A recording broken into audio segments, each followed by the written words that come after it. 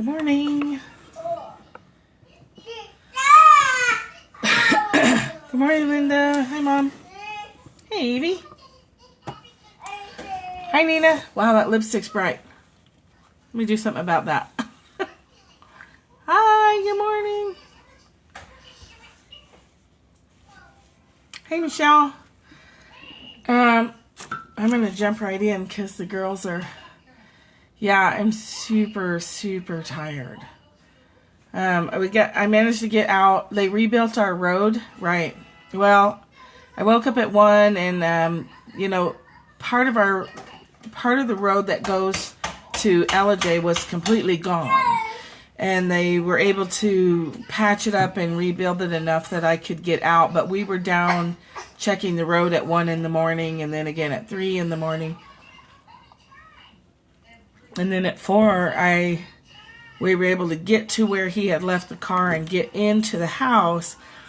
And then when I left, yeah, me too. I almost didn't get here. The water level was like rising and falling, rising and falling. So then when I went back out at 4, it was up again. And so I just hit the water anyway. And it grabbed the rear end of the car and like swished it. And so then I was like, uh-oh. So I just hit the gas really hard and came out on the other side. Don't ever hit the brakes. If you feel something slip, just hit the gas. Just go faster. So yes, I made it.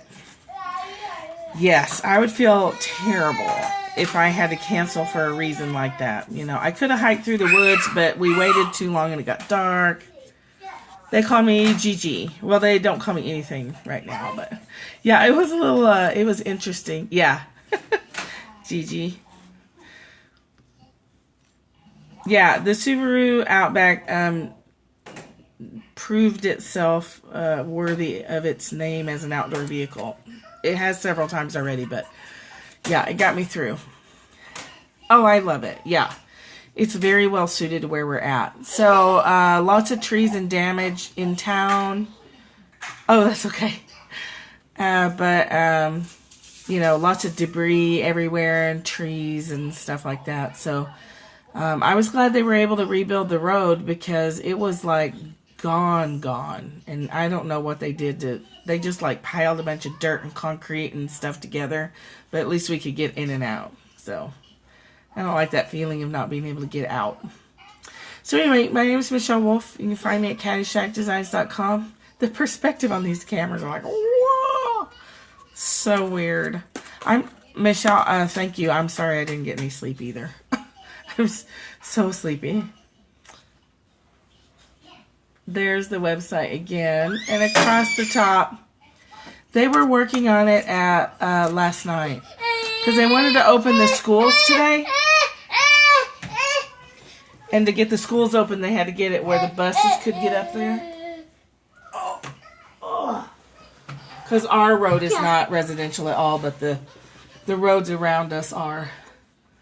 What's this? What's this about? Already? We just got started. Oh my gosh, I've got ice cold hands on me. I don't know if this is going to work today. So, we left off with part of the law of divine compensation right here. Hold on. This is not going to work, guys. I can't hold both of you. Yep. Here. I can only hold one at a time. Oh, since you're lighter, I'll hold you. You can sit in the chair. Okay? Yeah. All right. So we'll do a standing reading today. And I'll just, you don't need to see me. You can hear me. You can watch the baby. Anyway, Course in Miracles first, and then we'll finish chapter 1 in this book. I have an abundance of babies. Ashlyn and Avery. Yeah. Ashlyn's in the chair, and this is Avery, who looks like an ad exec. She kind of looks like a little old man today. Oh, this is going to dance for you. Yeah, we have to be flexible. We have to be flexible. Okay. Well, let's see what we can do here.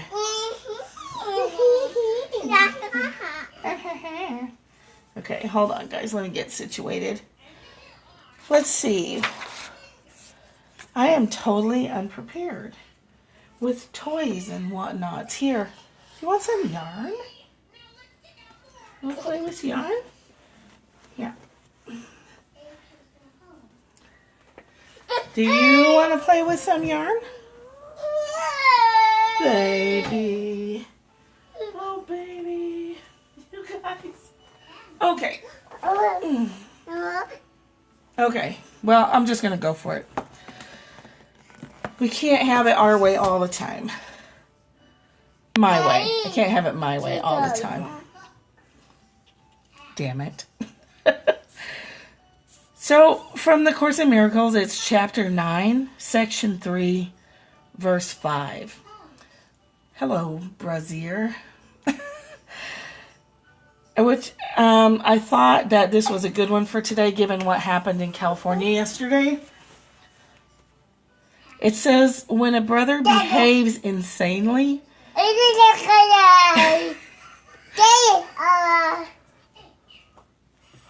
When a brother behaves insanely, you can heal him only by perceiving the sanity in him. That's tricky.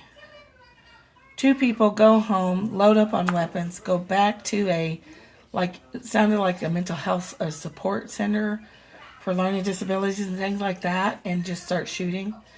It's hard to perceive. How do you perceive the sanity in that? That's very difficult. If you perceive his errors and accept them, you are accepting yours. If you want to give your errors over to the Holy Spirit, you must also do so with his. Hard to believe. So, if you want forgiveness for yourself, you have to also give that to others. So, I guess it's that part of the Lord's Prayer where it says, forgive us our sins even as we forgive those against others. In the moment, that's next door to impossible. In the moment, to try and perceive the oneness in that kind of act is it's impossible. It's just impossible. Sometimes people can force themselves there and say, oh, it's okay, we forgive them or whatever. I think that's almost a false covering up of the negative reaction that is appropriate to a horrible event like that. It's appropriate to be horrified. It's appropriate to be angry. It's appropriate. Hi. Maybe so. Yeah, maybe in the moment they're like, oh, they can get there. But then when the reality of it hits, you're like, yeah. So when we talk about all being one, and we talk about understanding that if we were raised like they were raised and we had those same beliefs, we might act the same way. In between that is an appropriate anger, an appropriate horror, and an appropriate grieving process for yet another incident like this. Like, we've had too many coming one right after another. That's been a challenge to handle. So when we talk about that stuff, I don't want you to ever think that it means you're not supposed to have a reaction to it. I always say, something happens, you take your hit, you process through it, and then you work your way back to center. You can't take a hit like that and stay. Not that I know. Okay, let me just say, in my experience, I can't take a hit like that and not let me see. When we take a hit like that, there's emotions, and there's judgment and rejection of reality and all the things that we work hard to overcome. I guess what I just want to say is that's appropriate. It's a process. You don't go from an emotional reaction like that straight back into understanding. Yeah, it doesn't mean not feeling or dealing with other emotions. And I know I've said that before, but I just want to say it again because of hearing, yesterday all about San Bernardino and all that. So I think too often this material can be taken and turned into, hey Kelly, into almost another way to judge. Feel all the anger and pain, then you can let it go, then you can get back to oneness. But it's important, and I think almost critical, to honor the junk that comes before. So I don't know, Jody England is someone that Michelle introduced me to. It's in the Perry Fam group. But she spoke yesterday about a personal event and how she's honoring her anger and rage. Oh, good. When something shitty happens, there's anger, there may be rage, there may be sadness, there may be, So I think too often you get people who are like new agey or believe that if you're spiritual, you don't react that way. And that's couldn't be further from the truth. I mean, Jesus got angry. The Dalai Lama gets angry. He gets very angry. But what he says is underneath that anger is his still quiet, space. He doesn't lose contact with that. But he also doesn't deny that he's really angry over how Tibet has been treated by China. So it's appropriate to be really angry or really sad or really whatever you're feeling right after something happens that impacts you. So right after an event like another mass shooting, of course you're going to have an emotional reaction to it. You can't go straight to forgiveness. And I don't believe it would even be appropriate to do that. So when you see people who are like ultra spiritual, and I would put rabbit ears around that if I could.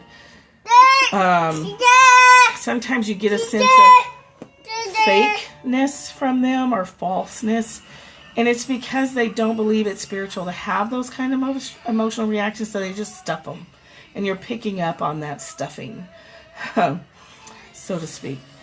So I just don't want you to ever take from anything I'm saying that it's not appropriate to have that emotional reaction in the beginning.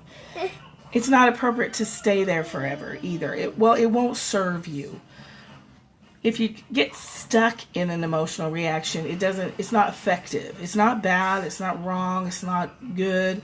It's just not effective, and it's not going to get you back to that connection to God that you want to feel and where you're the most productive. So when you choose what to do about gun control or any of the other hotbed political issues right now, your place of choosing the action that's best for you is only going to come to you when you're centered in spirit, when you're centered and you're calm, or you at least have access to some calmness. And then you wait for that inspiration. Is it time to write a letter? Is it time to go sit on your congressman's doorstep or woman's doorstep? Is it time to march on Washington? I mean, you won't know what's right for you until you process through your emotions and then come back to that centered space and then decide, then choose your action. It's all the spiritual path, or the spiritual warrior path is also not saying you don't do anything, but you do what your spirit inspires you to do. You let God give you direction. You let love lead you to what's right for you personally. That makes sense? So, when a brother behaves insanely, you can heal him only by perceiving the sanity in him. If you perceive his errors and accept them, you're accepting yours. If you want forgiveness, you must offer forgiveness. It says you can't pick and choose. You can't say, I want to be forgiven for every mistake I make, but I don't want that son of a bitch to be forgiven. He should suffer and burn in hell forever without a chance of redemption. It doesn't work that way. So that's what the Course is saying, that you have to teach what you learn. You have to give what you expect to get. And if you condemn your brother or sister, you are also condemning yourself. That comes after your emotional reaction. And after you honor that process. That makes sense? Are you having fun driving me nuts? Are you having fun driving me crazy? Any questions about that? So far, otherwise I'm just going to go straight into our second book because, you know, I'm holding a monkey here and trying to keep her from opening the Gatorade bottles. And do you want to ride on that? I will give you whatever you want if you'll let me put you down. Whatever you want is yours for the having. All right, we got one left, but she's being quiet.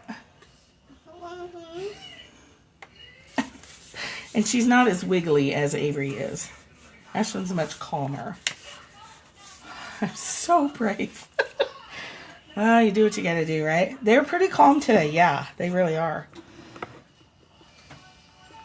So, let me see if I can sit on the corner of the chair with her. Sometimes you sit down next to her and she elbows you because she doesn't want to share her space.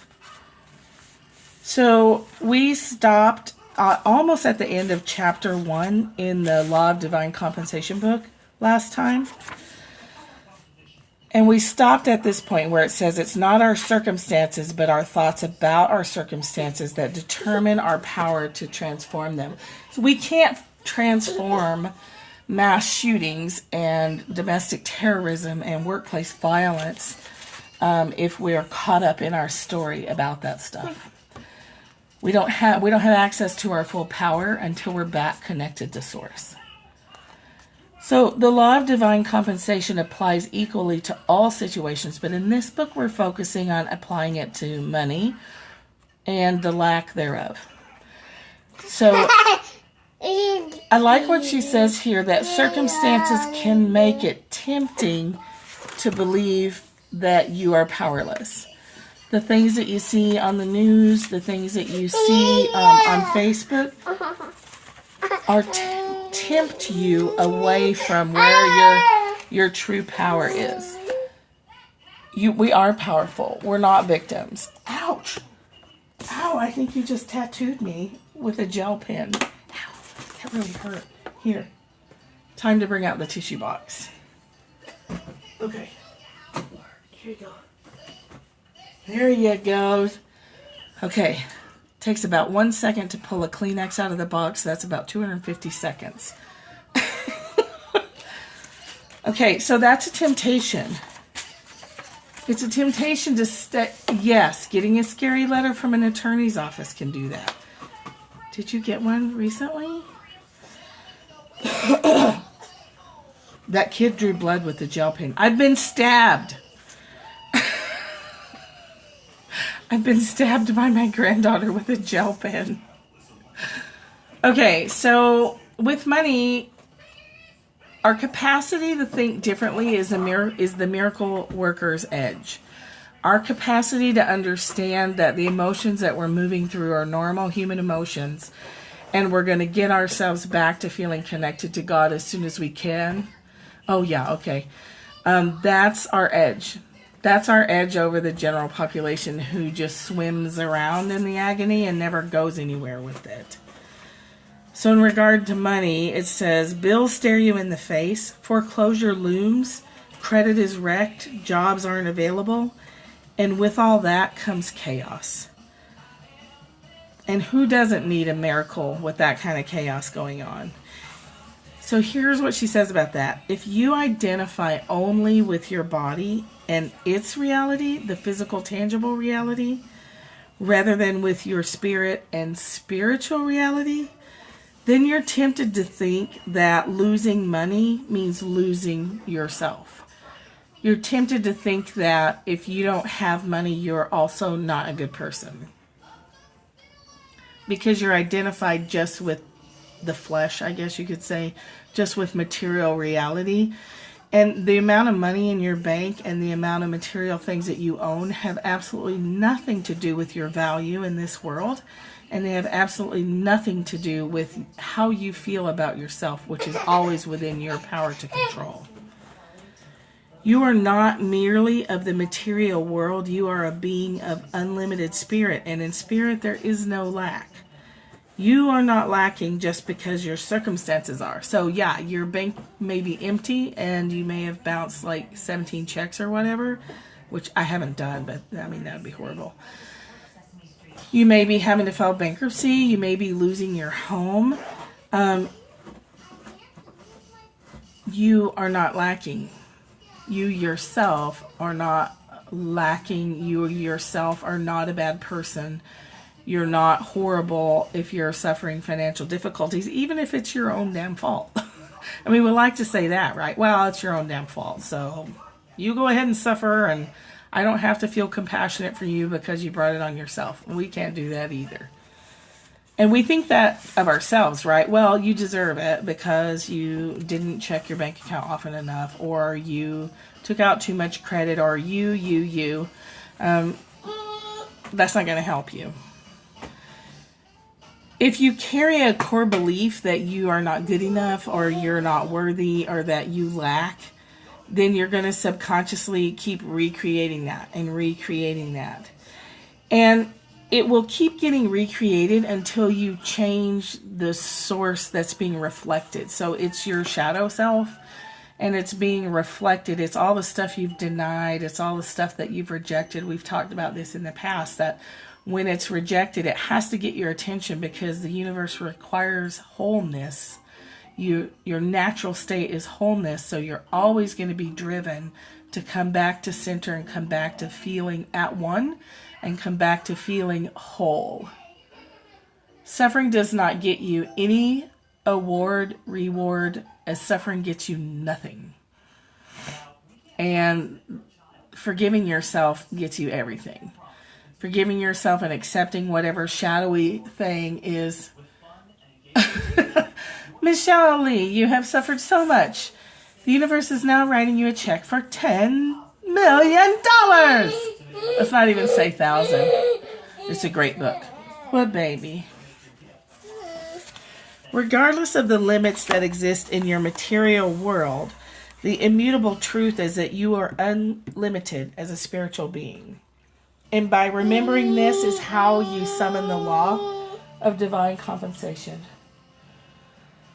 You are a loving idea in the mind of God. Circumstances should not and need not tempt you to believe otherwise. Don't ever believe that you are less than a part of all that is, all that makes everything up in this world. All the beauty in this world is you too.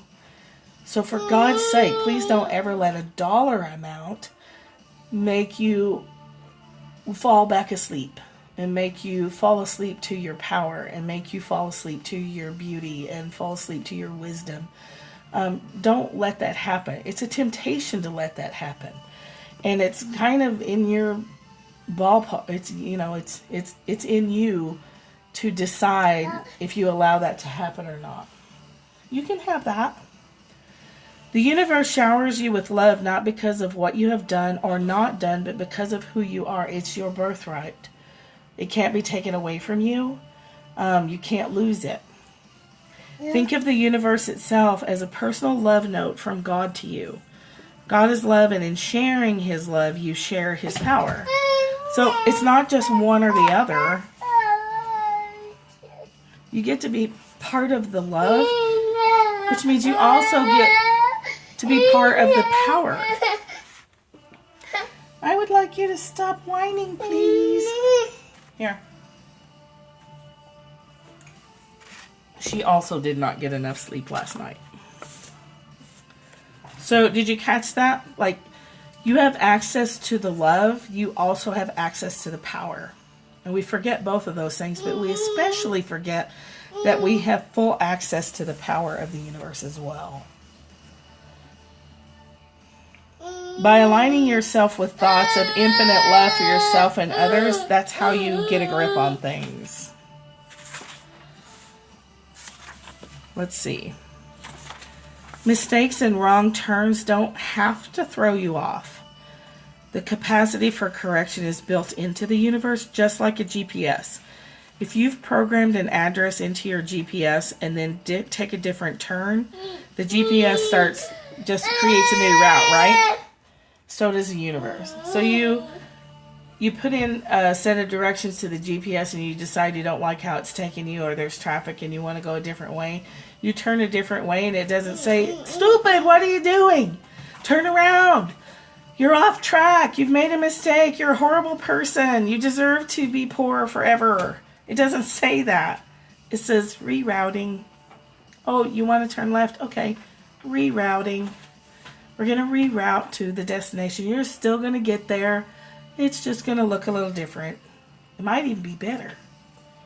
A lot of times when we take a left turn and we know we've turned a different direction, we kind of expect the worst. But actually, we could be being rerouted to something even better than we imagined. So maintaining that sense of curiosity and openness to like, oh, I just took a left turn. I thought I was going to go straight, but I turned left. Wonder where I'm going. Wonder what the universe is going to show me.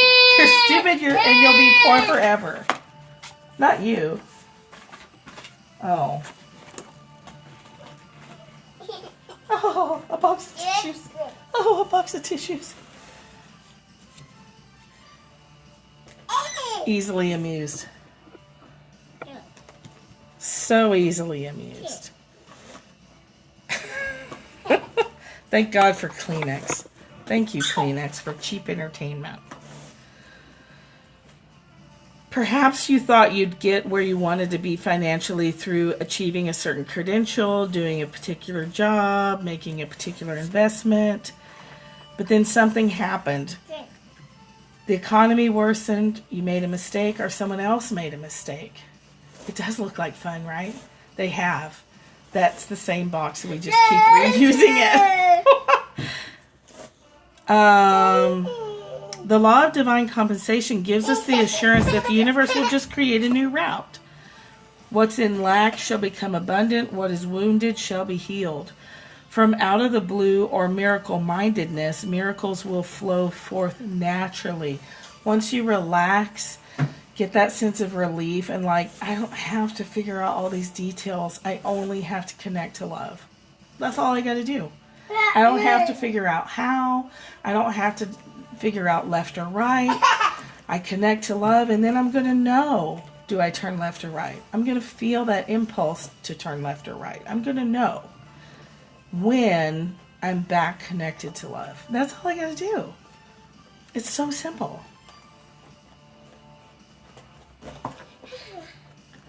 I would never block you, Rhonda. You don't have a weird name like AB 174652. Those get blocked right away. Okay. Why are we promised that? Okay. I think she's counting. Are you counting? Aw. I think she's trying to count. That's so cute. So why is this? Why do we know that this is that we can take a wrong turn and get rerouted? We know it because perfection is our eternal home, and the universe has programmed us to come back to center. So for whatever reason you took a wrong turn, you're automatically programmed to come back to that connection to source. So just relaxing and letting go turns your boat around and gets you back in the flow. That is how loved you are. That's the end of the first chapter. That is how loved you are. We're so loved that we have a homing beacon for spirit. Are you counting? We have an inner GPS. And our GPS home setting is peace. and love and serenity and the deep breathing place, the place of the deep breath. That centered state is our natural state, and we are like homing pigeons. And when we release, when you let a homing pigeon go, when you just let it go, it goes right back home. And we're the same. If we just let go, we go right back home. We release ourselves from this, from the chains that we are wrapping around ourselves called story. Every line of a story is a chain around you. Yes, we come back to true north automatically. It actually takes more energy to hold yourself pointing in a direction away from true north than it does to just let go and automatically recenter at true north. It's a lot less energy to just process through those emotions and come back to center. But emotions scare us, and so we resist them, and then we create the water behind the dam, that then breaks everything loose. We have chaos in our life. Yes, that's why people snap. The dam breaks and all hell breaks loose because it wasn't allowed a nice steady flow. That just like the river by my house that was a creek but is temporarily a river, rise and fall, rise and fall, rise and fall. It was down at 1 o'clock this morning. It was back up at 5 o'clock this morning. Fortunately, I was still able to get through it by hitting the gas. Being afraid to cry because you think you won't be able to stop. When the truth is, if you just let yourself cry, you will always stop. It is crazy. It's understandable, but it's crazy. I mean, we all get why we are afraid of that, but it's crazy. And it makes us feel crazy to not allow our emotions, and it makes us act crazy. And then we completely and entirely forget where home is. So then we snap, and we come back to home, only we have a big ugly mess to deal with. Yeah. Or we can just go ahead and swim into those emotions and come back to center without having to create a big mess to make us let go. We can train ourselves to voluntarily let go and feel. And then just automatically we end up feeling good. We end up feeling better. This is one of the twins. Chrissy has twin boys. School age though, right? Little, aren't they? They're 7. Yeah, this is one of my grand twins. The other one's down here pulling tissues out of a Kleenex box because that's keeping her quiet. Oh, they're 8. Okay, twin boys. We got twin girls here. And her little shirt says, "Be your best." I was like, "You're always your best." I want to read them stories about Amazon princesses and stuff. Oh, one on the way. Oh, because they're huge kids, and she's 33 inches tall, and she's 19 months old. So they're massive, and they're going to be massive. And so I want them to grow up feeling power in their massivity. I'm a tiny goddess. Tiny Amazon. So, yeah, that's what I was thinking about today, is just, don't think that being spiritual means you don't feel negative emotion. Oh, impossible. It's so weird, right? So Ashlyn looks like Morgan, and Morgan looks like me. They're not biologically related because Sarah gave birth to them. But Avery looks just like Sarah, and Ashlyn looks just like Morgan. And technically that shouldn't be possible. So when people see us all out together, they think Ashlyn belongs to Morgan and Avery belongs to Sarah. Biologically, they both belong to Sarah. It's so funny. But she's got the same cheek, right? She's got that same chubby. Burp, burp.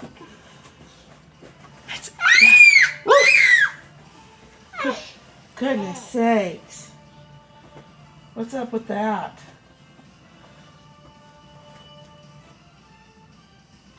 Do they end up looking like the family? That's cool.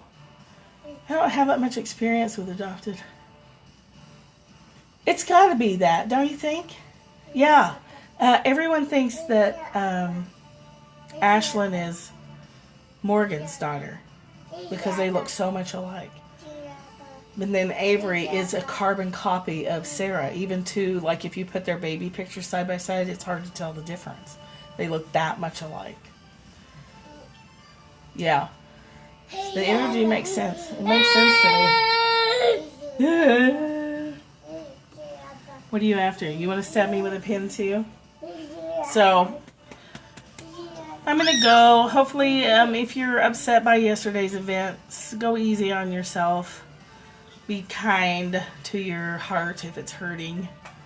I got to run too. Talk to you later. I've got a lot of tissues to pick up. Look. Avery, did you make a big mess? Did you make a big old mess?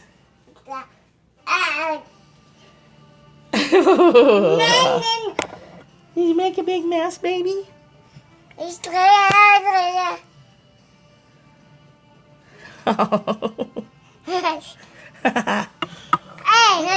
Hey, don't touch it. Don't touch it. You can disconnect us. Alright, that's my baby shot for today. I'll be back tomorrow from my house. Back down Saturday with babies. Say bye, sweeties. Love to you guys. Oh my goodness. Have a wonderful day, and I'll see you tomorrow. This is probably the shortest scope we've ever done. Bye. Love you guys.